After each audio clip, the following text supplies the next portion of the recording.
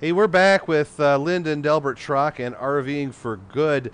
This weekend was well, kind of marking the end of your fifth week, I guess. You got a little chance to do some downtime, and you headed over to the coastal town of St. Augustine.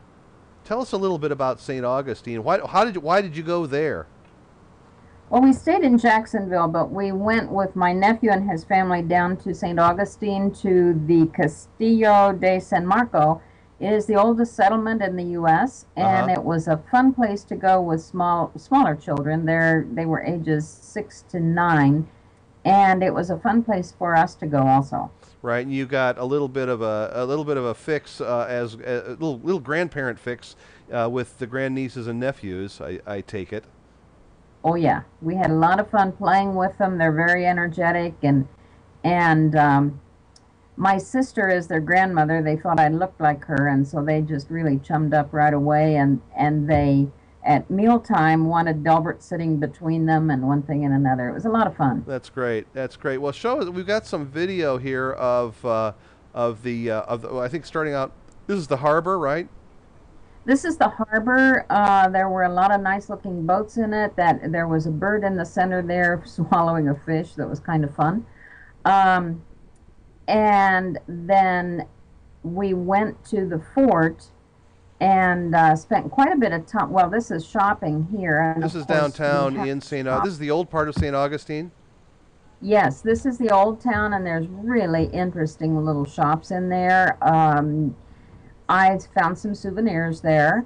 And then this is the fort, and there's an oven outside right there where they heated the cannonballs to start fires in the ships that they fired upon. Mm-hmm. And when they were under siege, they were limited to one cannonball every 15 minutes, and they shot off, not a cannonball, but they shot the cannons once while we were there I was going and to ask you warned us to cover our ears. It was very, very loud. you panned over there like you were actually gonna see a cannonball hit the water, but did anything come out of that cannon? Just smoke, huh? Smoke, just smoke. Well, now I've never been to St. Augustine. The town looks like it's very very interesting, and of course old, obviously, and it's originally a Spanish settlement, I assume.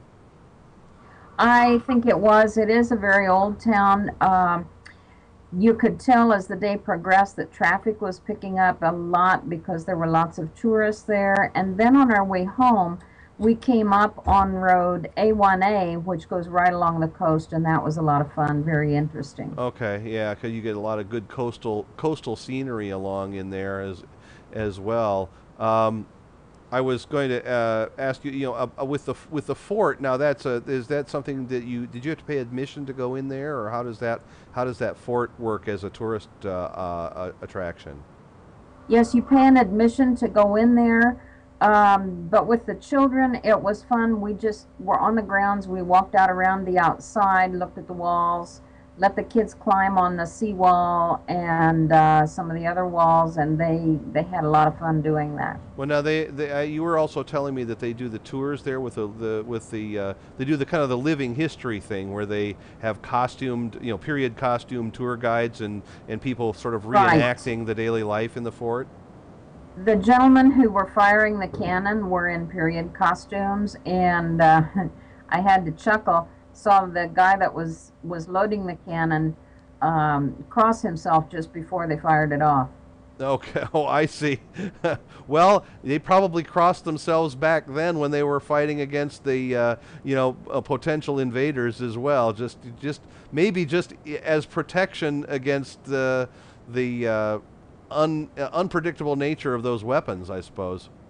I'm sure. And some of the shops around there were very much along the pirate theme. Of course, the restaurants were a lot of seafood Uh stuff huh. and excellent food. Okay. Well, that's great. Do you know the pirate alphabet, Linda?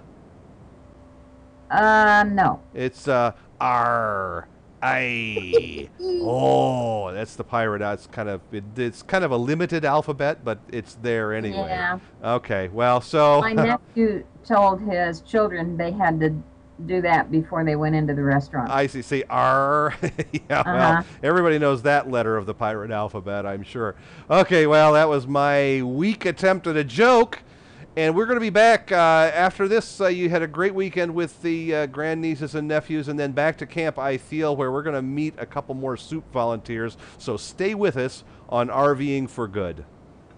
Today's show is brought to you by Angie's List, where you'll find thousands of unbiased reports and reviews about service companies in your area. Whether you're looking for a roofer, plumber, house cleaner, dentist, or even a doctor, Angie's List members share their experiences with each other so that you can choose the service company that's right for your job.